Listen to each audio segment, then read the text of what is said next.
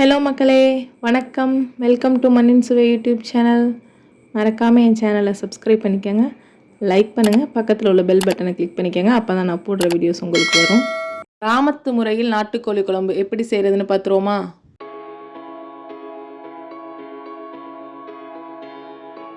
குழம்புக்கு ஒரு தூள் அரைச்சிக்கிறோம். அதுக்கு 1 ஸ்பூன் சீரகம், 1 ஸ்பூன் சோம்பு, 1 ஸ்பூன் மிளகு, 10 பல் பூண்டு அரைச்சி வச்சுக்கோங்க. ஒரு குக்கரில் 2 டம்ளர் தண்ணி ஊற்றி நல்லா கொதிக்க வச்சு நம்ம வச்சுருக்க 1.25 கிலோ நாட்டுக்கோழியை போட்டு 1 ஸ்பூன் மஞ்சத்தூள் போட்டு நல்லா மிக்ஸ் பண்ணி விட்டு வேக விடுங்க.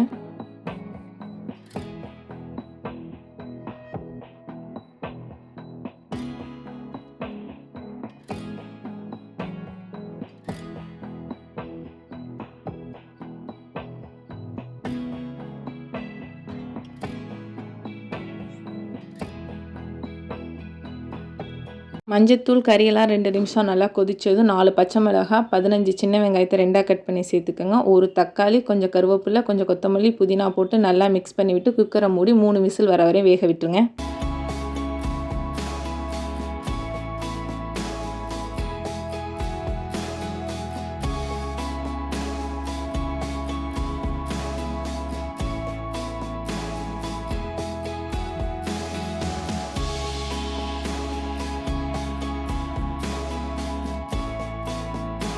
மூணு விசில் வந்தோடனே திறந்து நல்லா கலந்து விட்டுட்டு 1 ஸ்பூன் இஞ்சி பூண்டு விழுது சேர்த்து நல்லா கலந்து விட்டு கொதிக்க விட்டுருங்க.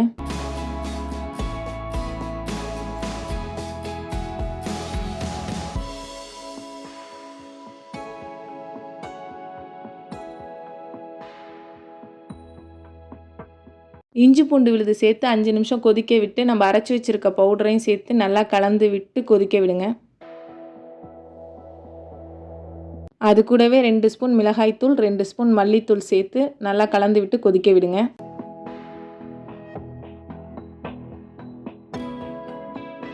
தேவையான அளவு உப்பு சேர்த்துக்கங்க. நான் இதுக்கு முன்னாடி உப்பு எதுவும் சேர்க்கல. ஏன்னா கறி உப்பு போட்டால் மரத்து போயிடும்னு சொல்லுவாங்க.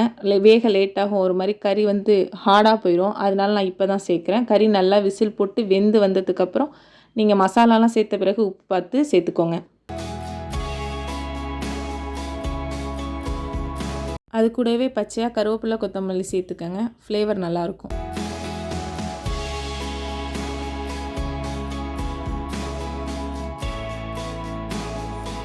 மஞ்சத்தூள், மிளகாய்த்தூள் சேர்த்து குழம்பு நல்லா கொதித்ததும் 1 கப் அரைச்சி வச்சுருக்க தேங்காயை சேர்த்து தேவையான அளவு தண்ணி சேர்த்து நல்லா இதையும் கலந்து விட்டு கொதிக்க விடுங்க.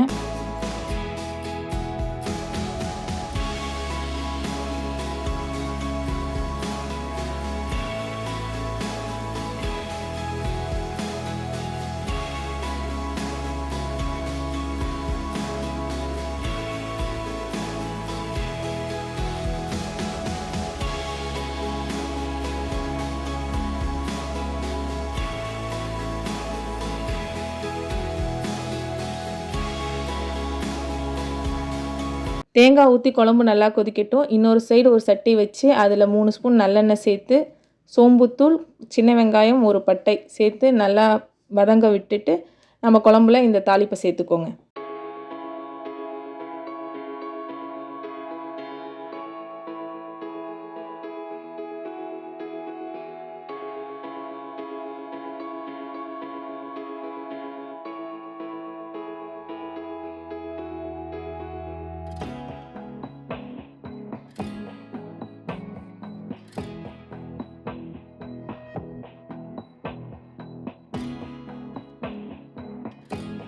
இப்போ தாளித்து வச்சுருக்க குழம்ப கொதிக்கிற குழம்போடு சேர்த்து ஒரு 5 நிமிஷம் நல்லா கொதிக்க விடுங்க. அவ்வளோதான், சுவையான நாட்டுக்கோழி குழம்பு ரெடி. இது மாதிரி செஞ்சு பார்த்துட்டு எப்படி இருந்துச்சுன்னு மறக்காமல் எனக்கு கமெண்ட் பண்ணுங்கள்.